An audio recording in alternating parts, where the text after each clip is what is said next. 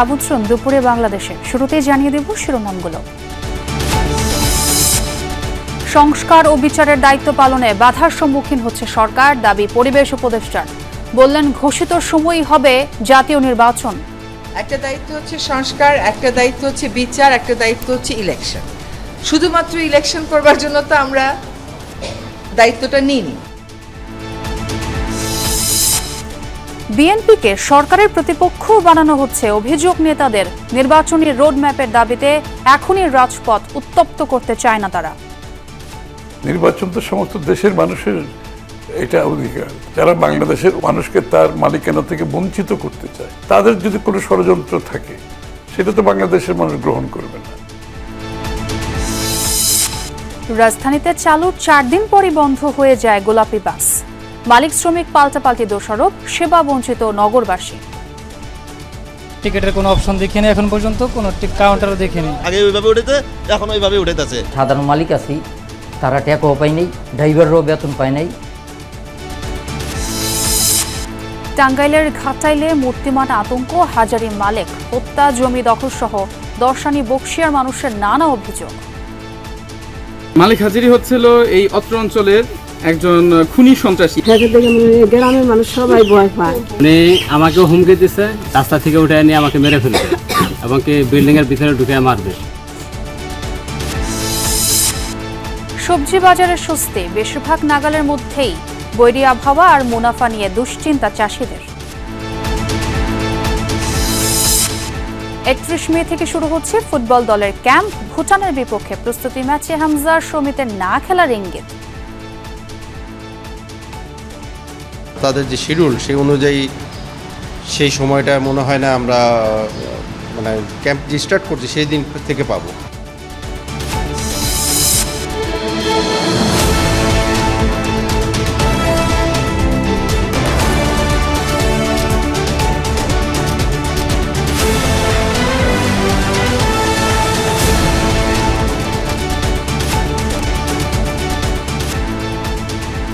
দেখছিলেন শিরোনামগুলো। এছাড়াও দেশ বিদেশের আরও খবর নিয়ে দুপুরে বাংলাদেশে আপনাদের সবাইকে স্বাগত জানাচ্ছি আমি ছোঁয়া খন্দকার। শুধু নির্বাচন নয়, গণহত্যার বিচার ও সংস্কার করার জন্যই অন্তর্বর্তী সরকার দায়িত্ব নিয়েছে বলে মন্তব্য করেছেন পরিবেশ উপদেষ্টা সৈয়দা রিজওয়ানা হাসান। তিনি বলেন, নানা প্রতিবন্ধকতায় দায়িত্ব পালনে সরকার বাধাগ্রস্ত হচ্ছে। সকালে ঢাকা বিশ্ববিদ্যালয় সিনেট ভবনে বাংলাদেশ প্রাণীবিদ্যা সমিতির 24তম জাতীয় সম্মেলন শেষে সাংবাদিকদের প্রশ্নের জবাবে একথা বলেন তিনি। রিজওয়ানা হাসান বলেন, বিচার, সংস্কার ও নির্বাচন এই 3টা বিষয়ে দায়িত্ব পালন করতে পারলেই সরকারের দায়িত্বে থাকা প্রাসঙ্গিক। কিন্তু নানা প্রতিবন্ধকতার কারণে সঠিকভাবে সেই দায়িত্ব পালন করতে পারছে না অন্তর্বর্তী সরকার। পরিবেশ উপদেষ্টা আরও বলেন, সরকার আগামী ডিসেম্বর থেকে জুনের মধ্যে নির্বাচন দিতে বদ্ধপরিকর, কিন্তু একের পর এক আন্দোলন আর দাবি দেওয়ার কারণে জটিলতার মধ্যে কাজ করতে হচ্ছে সরকারকে।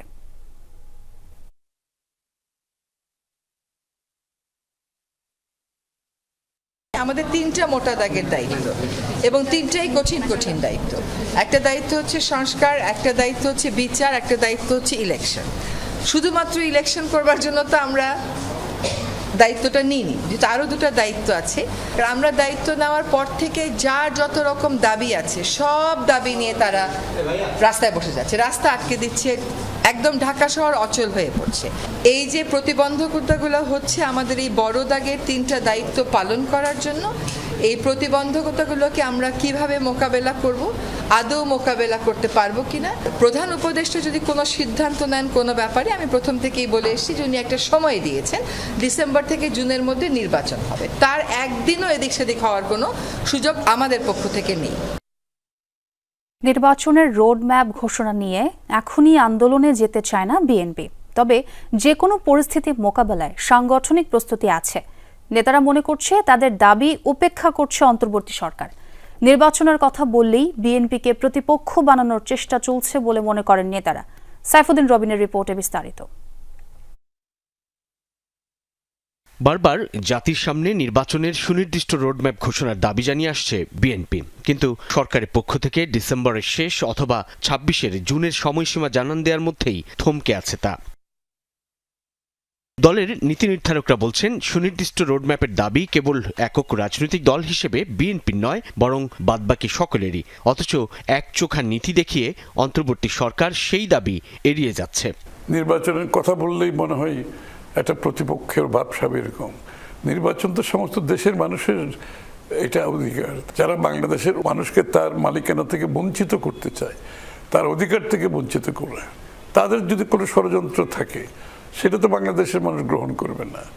এবং অনেকে বলছে আছে, যারা আছে তারা চিহ্নিত হবে। সরকার চায় না যে বিএনপি রাষ্ট্র ক্ষমতায় আসুক। তাদের পছন্দের দল হলো এনসিপি। এই দল যতদিনের সাবালক না হবে, যতদিন তার আরো শক্তি না বাড়বে, ততদিন পর্যন্ত নির্বাচন দেওয়ার ইচ্ছা বর্তমান সরকারের নাই, সরকার প্রধানের নাই। কিন্তু তারা যে নির্বাচন সম্বন্ধে মুখ বন্ধ রেখেছে এবং একটা দলকে প্যাট্রোনাইজ করে যাচ্ছে, কিংস পার্টি সৃষ্টি করেছে, এগুলো তো একটা খারাপ উদাহরণ। এমন আচরণে বিএনপির ধৈর্যচ্যুতি ঘটছে বলে জানান নেতারা। তবে কি নির্বাচনের দাবিতে আবারও রাজপথে আন্দোলন? সিনিয়র এই দুই নেতা বলছেন, এখনই আন্দোলন নয়, তবে প্রয়োজনে ভোটাধিকার ফিরে পেতে আন্দোলনের হুঁশিয়ারিও দিচ্ছেন তারা। কারণ একটা বিশৃঙ্খলা হলে আবার সেটা সুযোগ নেবে পতিত স্বৈরশাসক। আমরা আরো কিছুদিন দেখতে চাই তারা রোডম্যাপ ঘোষণা করে কিনা, বাট আমরা একটা পর্যায় পর্যন্ত অপেক্ষা করব। কারো সিদ্ধান্তের জন্য অপেক্ষা করতে হবে, এটা তো খুব একটা অন্যায় ব্যাপার হয়ে যায়। বাংলাদেশের ভাবমূর্তির ব্যাপার আছে এখানে। বাংলাদেশ যদি এইভাবে চলতে থাকে, একটা ক্রমান্বয়ে একটা অস্থিতিশীল পরিস্থিতির দিকে ঠেলে দেওয়া হচ্ছে, এবং সেটার জন্য তো এত মানুষ এত ত্যাগ স্বীকার করে নেই। সুতরাং স্বাভাবিকভাবে তাদের অধিকারের জন্য তো দাঁড়াবেই। দল হিসেবে বিএনপির মনোবল বিগত সময়ের চেয়ে শক্তিশালী। নির্বাচন কিংবা আন্দোলন, কেন্দ্র থেকে তৃণমূলে বিএনপির সেই সাংগঠনিক প্রস্তুতি আছে বলেও জানান দায়িত্বশীলরা। ভারপ্রাপ্ত চেয়ারম্যান সাহেব তো প্রতিনিয়ত আমাদের সাংগঠনিক কার্যক্রমগুলো দেখভাল করছেন, নির্দেশনা দিচ্ছেন, এবং সেই অনুযায়ী মাঠ লেভেলে কাজও হচ্ছে। যে আমাদের সবসময় প্রস্তুতি আছে আন্দোলন এবং নির্বাচনের। বিএনপি তো একটা জনবান্ধব রাজনৈতিক দল, যার রুট একদম গ্রাম পর্যায়ে রয়েছে। সে কারণে কেন্দ্র থেকে যে সিদ্ধান্ত দিবে তারা সেটা তাৎক্ষণিকভাবে পালন করতে প্রস্তুত থাকবে, অবশ্যই আছে। বিএনপির নীতি নির্ধারকরা বলছেন, তাদেরই সমর্থনে গঠিত সরকারের বিরুদ্ধে ভোটের দাবিতে রাজপথে নামা বিব্রতকর। প্রত্যাশা, নির্বাচনের গুরুত্ব অনুধাবন করে সুনির্দিষ্ট দিন তারিখ ঘোষণা করবে অন্তর্বর্তী সরকার। আমরা একটা রোড ম্যাপ চাচ্ছি, কবে দিবে সেটা বললেই তো পরিষ্কার হয়ে যায়। এই ধোঁয়াশাটার কারণেই মানুষের মধ্যে নানান প্রশ্ন, নানান জিজ্ঞাসা। সাইফুদ্দিন রবিন, যমুনা নিউজ, ঢাকা। অন্তর্বর্তীকালীন সরকারের প্রধান উপদেষ্টা অধ্যাপক ডক্টর মোহাম্মদ ইউনূসের সাথে দেখা করেছেন জাতীয় নাগরিক পার্টির আহ্বায়ক নাহিদ ইসলাম। ডক্টর ইউনূস পদত্যাগ করতে পারেন এমন গুঞ্জনে তিনি বৃহস্পতিবার সন্ধ্যায় প্রধান উপদেষ্টার বাসভবনে সাক্ষাৎ করতে যান। পরে তিনি বলেন, প্রধান উপদেষ্টার পদত্যাগের গুঞ্জন শুনে এ নিয়ে আলোচনার জন্য যমুনায় যান তিনি। প্রধান উপদেষ্টা দেশের চলমান পরিস্থিতিতে কাজ করতে পারবেন না এমন শঙ্কা প্রকাশ করেছেন বলেও জানান এনসিপি প্রধান। বলেন, রাজনৈতিক দলগুলো এক জায়গায় পৌঁছাতে না পারলে কাজ করতে পারবেন না বলেও জানিয়েছেন প্রধান উপদেষ্টা। এই অবস্থায় ডক্টর ইউনূসকে পদত্যাগের মতো সিদ্ধান্ত না নেওয়ার আহ্বান জানান এনসিপি আহ্বায়ক। এই সাক্ষাতের বিষয়ে যমুনা টেলিভিশনকে বিস্তারিত জানিয়েছেন এনসিপির যুগ্ম সদস্য সচিব মুশফিকুস সালেহিন।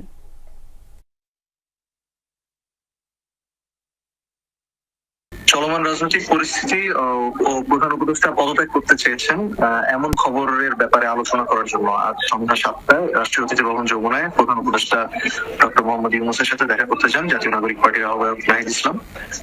প্রধান উপদেষ্টা এই কাজ করার মতো পরিস্থিতি না থাকলে তিনি তার পদে থাকার ব্যাপারটি বিবেচনা করবেন বলে জানিয়েছেন। তো সেক্ষেত্রে এমন কোন সিদ্ধান্ত গ্রহণের পূর্বে জুলাই অভ্যুত্থানের আকাঙ্ক্ষা, লাখো মানুষের ত্যাগ, সেই ত্যাগের প্রতি দায়বদ্ধতা এবং পুরো দেশের মানুষের ভবিষ্যৎ এবং জাতীয় ঐক্যের বিষয়টি ভেবে দেখার জন্য প্রধান উপদেষ্টার প্রতি আহ্বান জানিয়েছেন নাহিদ ইসলাম। জুলাই আগস্ট গণঅভ্যুত্থান পরবর্তী সেনানিবাসের অভ্যন্তরে প্রাণ রক্ষার্থে আশ্রয় নেওয়া 626 জনের পূর্ণাঙ্গ তালিকা প্রকাশ করেছে আইএসপিআর। এর মধ্যে 24 জন রাজনৈতিক ব্যক্তিত্ব, 5 জন বিচারক, 19 জন বেসামরিক প্রশাসনের কর্মকর্তা, 515 জন পুলিশ কর্মকর্তা ও সদস্য ও তাদের পরিবারের সদস্যরাও আছেন। বিভ্রান্তিমূলক অপপ্রচার থেকে সবাইকে সতর্ক থাকার আহ্বান জানিয়েছে সংস্থাটি। জানায়, সেনাবাহিনী দেশের সার্বভৌমত্ব রক্ষার পাশাপাশি পেশাদারিত্ব, নিষ্ঠা ও আস্থার সাথে জাতির পাশে থাকতে প্রতিশ্রুতিবদ্ধ। জুলাই আগস্ট 2024 ছাত্র জনতার গণঅভ্যুত্থানে পতন ঘটে আওয়ামী স্বৈরশাসনের। দেশ ছেড়ে পালিয়ে যান তখনকার প্রধানমন্ত্রী শেখ হাসিনা। একই সাথে পালিয়ে যান সেই সময়ে চলমান সংসদের সকল সংসদ সদস্য, প্রধান বিচারপতি, এমনকি জাতীয় মসজিদের খতিব, যা বাংলাদেশের রাজনৈতিক ইতিহাসে নজিরবিহীন। রাজনৈতিক এমন পরিস্থিতিতে রাজধানী ঢাকাসহ দেশের বিভিন্ন সেনানিবাসে আশ্রয়ের জন্য ছুটে যান রাজনীতিবিদ, বিচারক, প্রশাসনিক কর্মকর্তা, পুলিশ সদস্য, বিশ্ববিদ্যালয় ভিসি ও কর্মীসহ তাদের পরিবারের অনেকেই। বৃহস্পতিবার রাতে আন্তঃবাহিনী জনসংযোগ পরিদপ্তর আইএসপিআর আশ্রয় নেওয়া সেসব ব্যক্তির তালিকা প্রকাশ করে। তথ্য অনুযায়ী মোট 626 জন সেনাবাহিনীর আশ্রয়ে ছিলেন, যার মধ্যে রয়েছেন 24 জন রাজনৈতিক নেতা, 5 জন বিচারক, 19 জন প্রশাসনিক কর্মকর্তা, 515 জন পুলিশ সদস্য, বিভিন্ন পেশার আরও 12 জন এবং 51 জন নারী শিশুসহ তাদের পরিবারের সদস্য। রাজনীতিবিদদের মধ্যে সাবেক স্পিকার শিরিন শারমিন চৌধুরী, সাবেক প্রতিমন্ত্রী জুনাইদ আহমেদ পলক, আওয়ামী লীগ নেতা শাহজাহান খান, সাবেক সংসদ সদস্য সাইদুল হক সুমন, তৎকালীন ডিএমপি কমিশনার হাবিবুর রহমান, তৎকালীন আইজিপি চৌধুরী আবদুল্লাহ আল মামুন, তৎকালীন র্যাব মহাপরিচালক হারুনুর রশিদ, ছাত্রলীগ নেতা তানভীর হাসান সৈকত, সাবেক প্রধান বিচারপতি ওবায়দুল হাসান, ডেপুটি স্পিকার শামসুল হক টুকু বিশেষভাবে উল্লেখযোগ্য। আইএসপিআর জানায়, সেনানিবাসে আশ্রয় গ্রহণকারীদের মধ্যে অধিকাংশই 1 বা 2 দিনের মধ্যে সেখান থেকে চলে যান। এছাড়া 5 জনকে যথাযথ আইনি প্রক্রিয়ায় তুলে দেয়া হয় আইনশৃঙ্খলা বাহিনীর হাতে। এর আগে 2024 সালের 18 আগস্ট আইএসপিআর বেশ কয়েকজন রাজনীতিবিদ, সংসদ সদস্য, পুলিশ কর্মকর্তা সহ তাদের পরিবারের আশ্রয় নেয়ার কথা আনুষ্ঠানিকভাবে প্রেস বিজ্ঞপ্তিতে জানিয়েছিল। তবে এবার 626 জনের পূর্ণাঙ্গ তালিকা প্রকাশ করেছে সংস্থাটি। বাংলাদেশ সেনাবাহিনী বলছে, শুধুমাত্র মানবিক দায়বদ্ধতা থেকেই জীবন রক্ষার জন্য এই পদক্ষেপ নেওয়া হয়েছিল। তাই এটিকে ঘিরে কোনো ধরনের অপপ্রচার কিংবা বিভ্রান্তিমূলক কোনো তথ্য প্রচারের মাধ্যমে বাংলাদেশ সেনাবাহিনীর ভাবমূর্তি ক্ষুণ্ণ করার কোনো সুযোগও নেই। আহমেদ রেজা, যমুনা নিউজ, ঢাকা। পবিত্র ঈদুল আজহা উপলক্ষে তৃতীয় দিনের মতো অনলাইনে ট্রেনের অগ্রিম টিকিট বিক্রি শুরু করেছে বাংলাদেশ রেলওয়ে। কিন্তু অনেকেই টিকিট কাটার জন্য স্টেশনে চলে যান। সকাল 8টায় শুরু হয় পশ্চিমাঞ্চলের ট্রেনের অগ্রিম টিকিট, আর দুপুর 2টায় শুরু হবে পূর্বাঞ্চলের ট্রেনের টিকিট বিক্রি। আজ আগামী 2 জুনের টিকিট দেয়া হচ্ছে। অগ্রিম টিকিট কেবল অনলাইনেই কাটতে পারবেন যাত্রীরা। স্টেশনের কাউন্টারে কোনো টিকিট বিক্রি হচ্ছে না। ঘণ্টাখানেকের মধ্যেই শেষ হয়ে যায় সব টিকিট। অনেকে চেষ্টা করেও ঈদযাত্রার আগাম টিকিট কিনতে ব্যর্থ হন। তাই স্টেশন কাউন্টারে ছুটে যান টিকিট কিনতে, কিন্তু ফেরেন খালি হাতে। শিডিউল দিছে যে এত তারিখ, এটাতে এত তারিখ, এত তারিখ, এত তারিখ, আমি সেই অনুযায়ী আসছি। আপনি টিকিট দিবেন না, টিকিট নাই, অনলাইনে চেষ্টা করেন। আমি অনলাইনে ঢুকছি, দেখেন এই যে এখনো দেখেন এই যে ঘুরতেছে। আমি অনলাইনে সার্চ দিয়ে কোনো টিকিট পাইতেছি না। কেউ টিকিট পাচ্ছে না, অনলাইনে কোনো টিকিট নাই। অনলাইনে হচ্ছে একদম একটা ব্যবসা খুলে নিয়ে বসে আছে। সরকারের এদিকে কোনো মনোযোগ নাই, শুধু টিকিট ছেড়ে দিয়ে বসে আছে। গণপরিবহনের রঙিন স্বপ্ন অধরাই থেকে গেল। চালু হবার 4 দিন পর থেকেই বন্ধ গোলাপি বাসের সেবা। কোথাও নেই কাউন্টার, ভাড়া নেওয়া হচ্ছে হাতে হাতে। সাধারণ মালিক শ্রমিকদের অভিযোগ, মালিক সমিতির অনিয়মে বন্ধ হয়ে গেছে বাসের শৃঙ্খলা ফেরানোর চেষ্টা।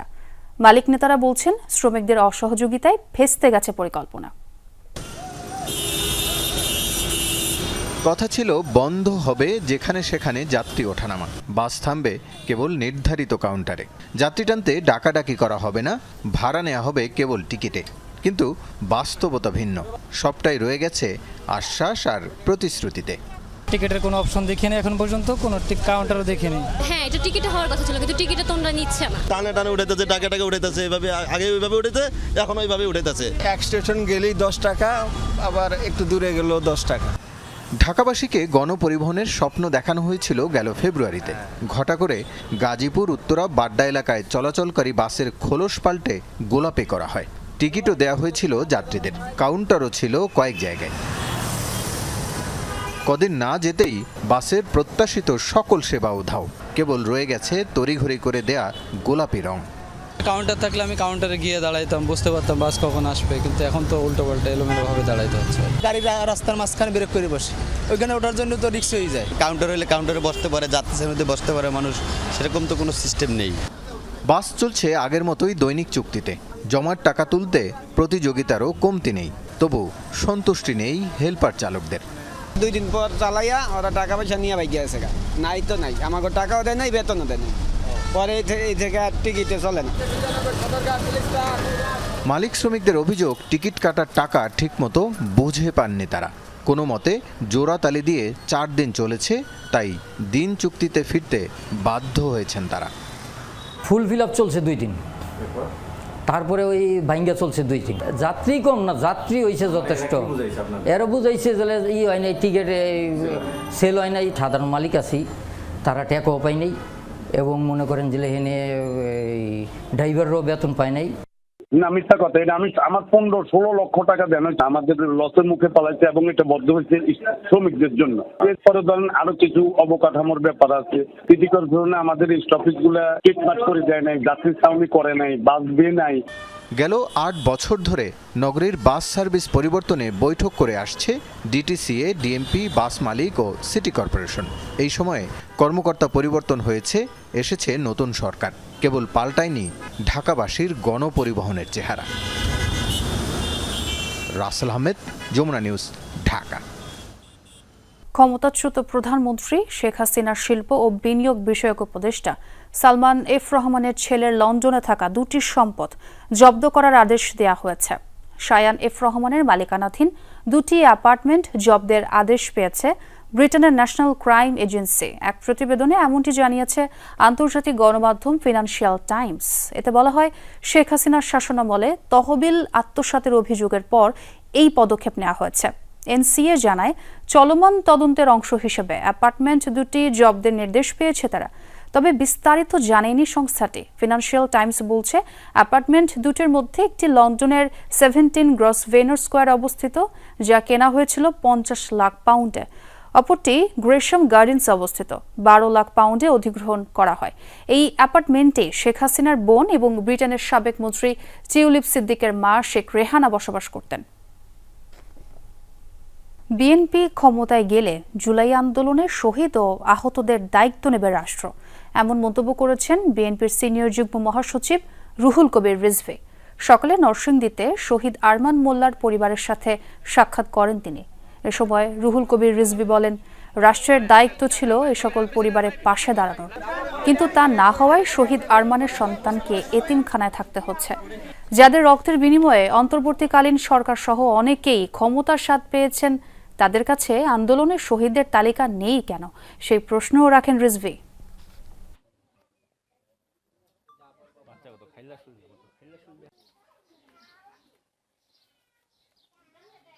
যাদের রক্তের উপর আপনার এই অন্তর্বর্তী সরকার এবং আরো যারা আজকে অত্যন্ত ক্ষমতাশালী মানুষ বলে নিজেদের মনে করছেন, তাদের কাছে এই লিস্ট নেই কেন?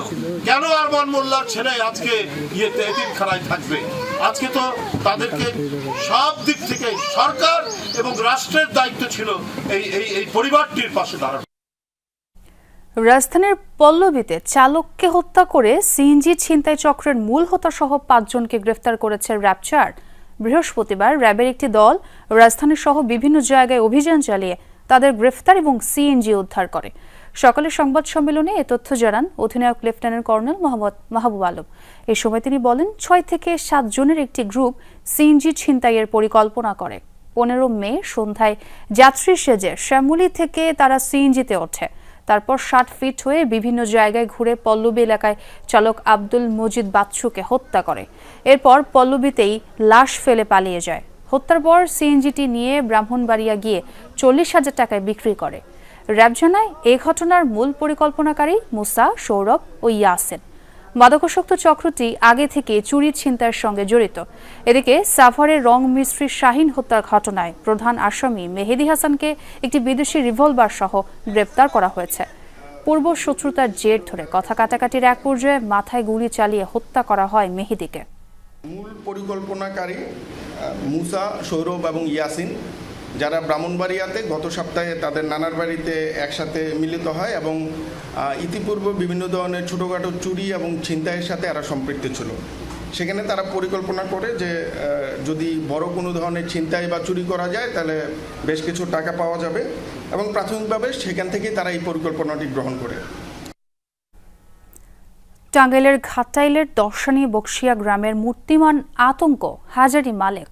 জমি দখল, হত্যা ও মামলা সহ নানা অপকর্মের অভিযোগ তার বিরুদ্ধে।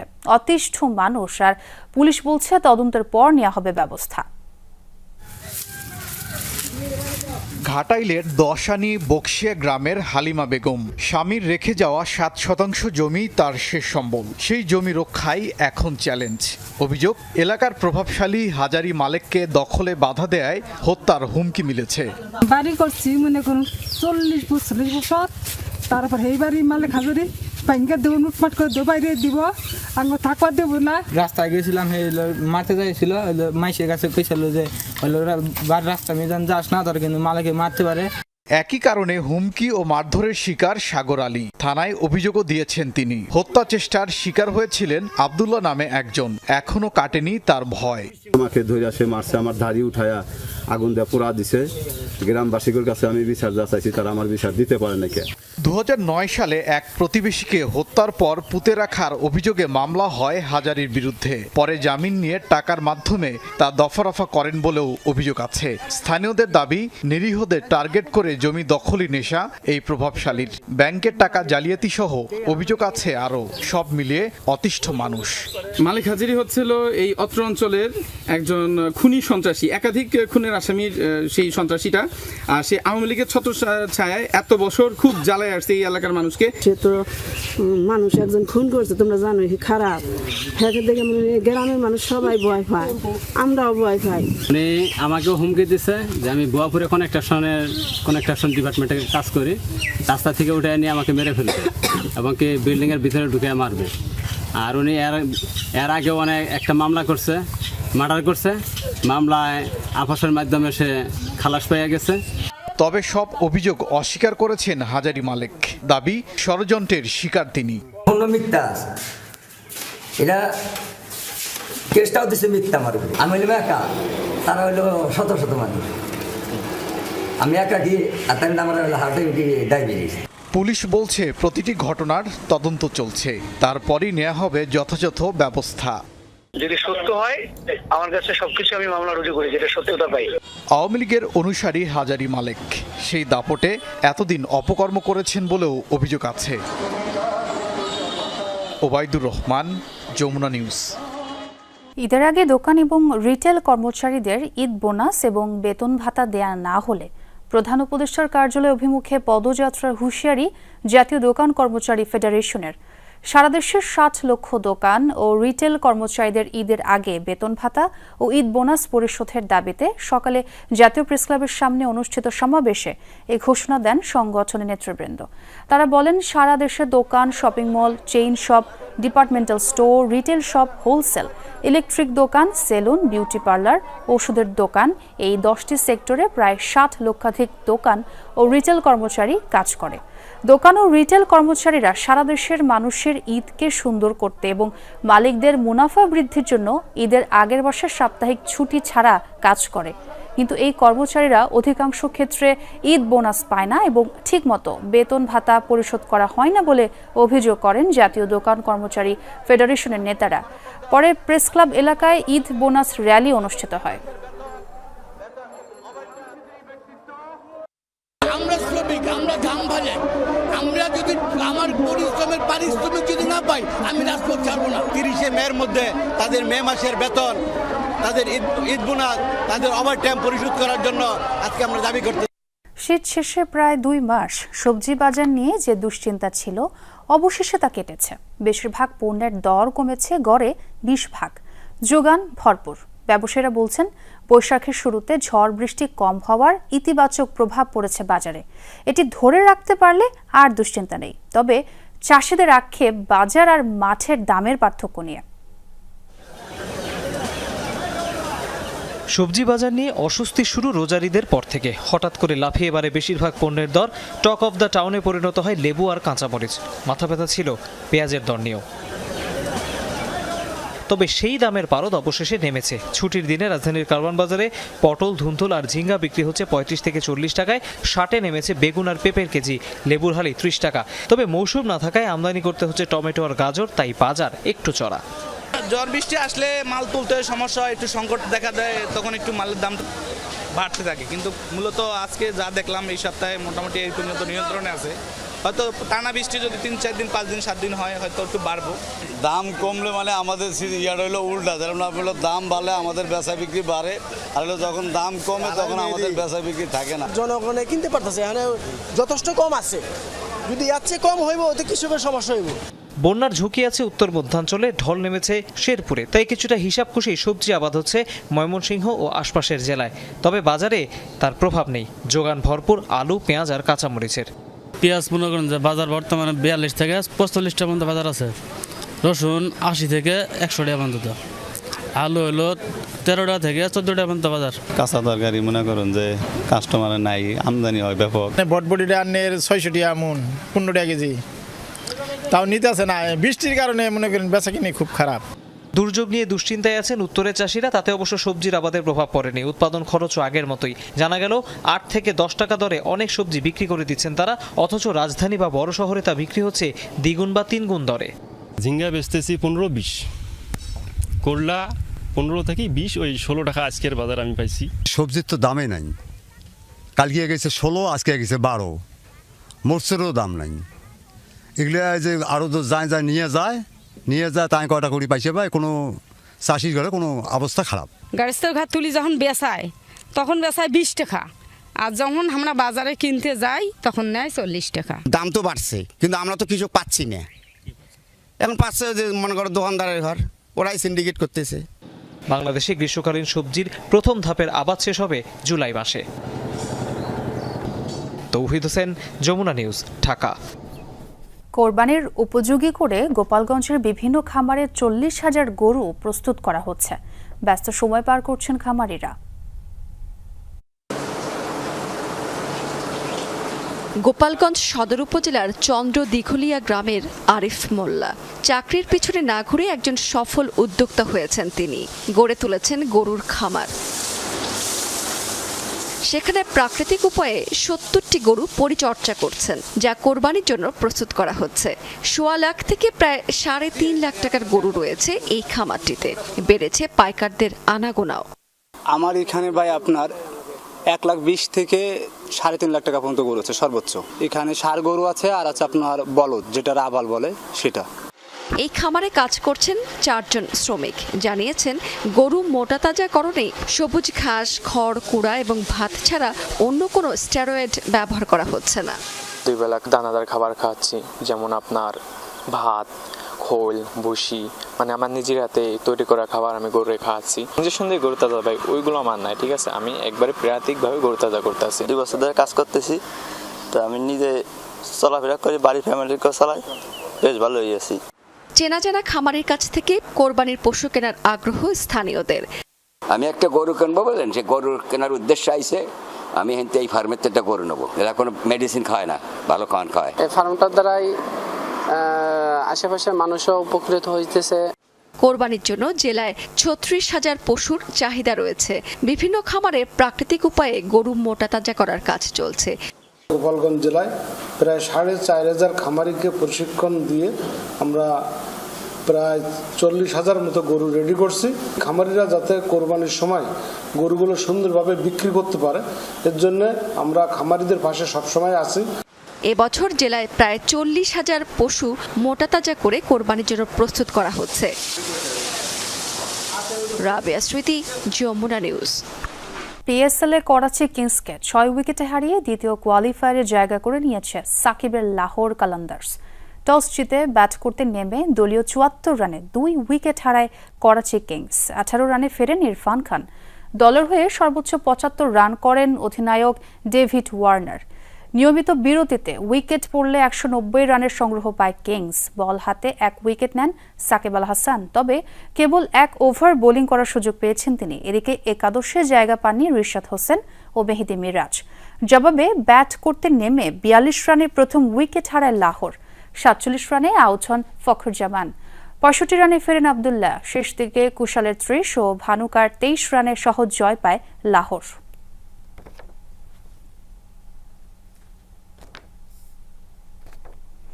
ভুটানের বিপক্ষে প্রস্তুতি ম্যাচের তারিখ এগিয়ে আসে। একদিন আগে শুরু হচ্ছে জাতীয় দলের ক্যাম্প। 30 মে টিম হোটেলে রিপোর্টিংয়ের পর দিন শুরু হবে ট্রেনিং। যথাসময়ে দলের সাথে যোগ দেওয়ার কথা ইতালি প্রবাসী ফুটবলার ফাহমেদুল ইসলামের। তবে হামজা ও সমিতের জন্য অপেক্ষা 3 জুন পর্যন্ত। প্রাথমিক দলে আরও প্রবাসী ফুটবলার থাকার ইঙ্গিত দিয়ে রেখেছে team management. AFC Asian Cup কোয়ালিফায়ারে সিঙ্গাপুরের বিপক্ষে বাংলাদেশের ম্যাচ নিয়ে আগ্রহের শেষ নেই ফুটবল প্রেমীদের। এই ম্যাচের প্রস্তুতির জন্য এরই মধ্যে ভুটানের বিপক্ষে প্রীতি ম্যাচ আয়োজন করেছে বাফুফে। তবে এই ম্যাচে হামজা, সমিত কিংবা ফাহমেদুল খেলবেন কিনা সেটি এখন বড় প্রশ্ন। 3 জুনের মধ্যে দলের সাথে যোগ দেওয়ার কথা রয়েছে হামজা চৌধুরী ও সমিত সোমের। তাই ভ্রমণ ক্লান্তির কারণে এই দুজনকে প্রস্তুতি ম্যাচে নাও দেখা যেতে পারে। 5 জুন প্রস্তুতি ম্যাচের কথা থাকলেও একদিন এগিয়ে আনায় জাতীয় দলের ক্যাম্পও একদিন এগিয়ে শুরু হচ্ছে 30 মে থেকে। সেদিনই ক্যাম্পে যোগ দেওয়ার কথা ইটালি প্রবাসী ফুটবলার ফাহমেদুলের। সমিত সোমের খেলা রয়েছে 31 তারিখ, আর হামজার খেলা 24 তারিখে শেষ হবে। তো সেখানে আসলে শিডিউল মিলাতে তার সব কিছু মিলে হয়তো তারা তাদের যে শিডিউল সেই অনুযায়ী সেই সময়টা মনে হয় না আমরা মানে ক্যাম্প যে স্টার্ট করছি সেই দিন থেকে পাবো। হয়তো 2-1 দিন লেট হবে তাদের। যতটুকু সম্ভব সবাইকে আসার জন্য আমরা চেষ্টা চালিয়ে যাচ্ছি। এফসি এশিয়ান কাপ কোয়ালিফায়ারে ভারত ম্যাচের আগে প্রাথমিক স্কোয়াড দিয়েও শেষ পর্যন্ত তালিকা ছোট করেন কোচ হ্যাভিয়ার ক্যাব্রেরা। এবার বিপিএল এর বাকি রাউন্ডগুলোতে মাঠে উপস্থিত থেকে এই স্প্যানিয়ার্ডের আলাদা পরিকল্পনা থাকবে বলে জানান আমির খান। নিয়ে কয়টা ম্যাচ দেখবে, ম্যাচ দেখার পর ওনার যে প্ল্যান আছে, ওনার যে স্কোয়াড যেটা আছে ওটা নিয়ে হয়তো আমাদের যে ন্যাশনাল টিম ম্যানেজমেন্ট কমিটি আছে ওটার সাথে আলাপ আলোচনা করেই উনি একটা আমাদেরকে করবেন। প্রবাসী ফুটবলারদের দলে ফেরানোর এই সোনালী সময়ে প্রাথমিক দলে আরও বেশ কয়েকজনের জায়গা হতে পারে বলে আভাস দিয়ে রাখলেন জাতীয় দলের ম্যানেজার। তবে কোচের পছন্দেই তৈরি হবে চূড়ান্ত স্কোয়াড। সবটাই কিন্তু প্রসেস চলছে, প্রসেসে আছে, যেটা দেখা যায় যদি এই প্রসেসে সব কিছু হয়, সম্ভব হয় এবং স্কোয়াডটা ঘোষণার মধ্যে দিয়ে সব কিছু সম্ভব হবে। ক্যাম্পে তো সবাই থাকতেছে, ক্যাম্পের ব্যাপারে আমরা সবাই ক্যাম্পে আসবে, তারপরে আসলে কে খেলবে না খেলবে সেটা হলো তার পারফরমেন্সের উপর। সিঙ্গাপুর ম্যাচের আগে 10 দিন মাঠে অনুশীলনের সুযোগ পাবে বাংলাদেশ। প্রস্তুতি ম্যাচে ভুটানের বিপক্ষে সেরাটা দিয়েই এগিয়ে থাকার লক্ষ্য লাল সবুজদের। নাসিফ শুভ, যমুনা স্পোর্টস, ঢাকা। ক্লাব বিশ্বকাপ খেলে রিয়াল মাদ্রিদ ছাড়ার ঘোষণা দিলেন দলটি নির্ভরযোগ্য মিডফিল্ডার লুকা মদ্রিচ। তার আগেই শনিবার লা লিগায় রিয়াল সোসিয়াদাদের বিপক্ষে ঘরের মাঠে শেষবারের মতো নামতে যাচ্ছেন তিনি।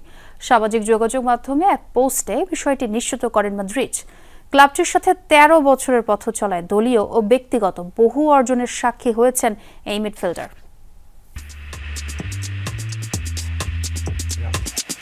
গুঞ্জনটা শোনা যাচ্ছিল বেশ আগে থেকেই, তবে কখনো রিয়াল মাদ্রিদ ছাড়ার ঘোষণা আসেনি লুকা মদ্রিচের কাছ থেকে।